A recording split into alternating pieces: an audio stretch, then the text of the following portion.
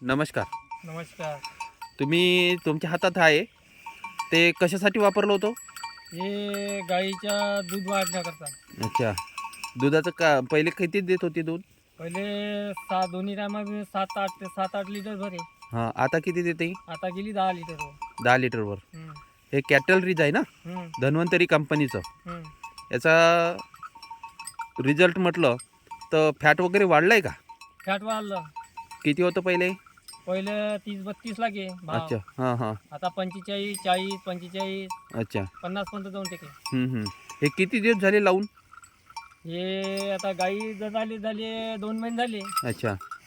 आणि हे लावून म्हणजे हे आपण कॅटल रिज लावलं जे देता तुम्ही, इथून 1 महिन्यानं लावलं मी. 1 महिन्याने लावलं. हम्म.